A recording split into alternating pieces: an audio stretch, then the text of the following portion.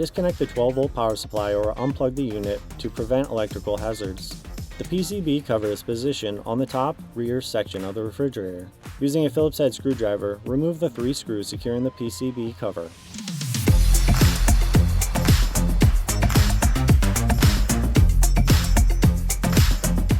Carefully lift and remove the old cover. Take note of the wire routing and connectors placement for reinstallation. Feed the wire harness through the designated output slot to the new cover.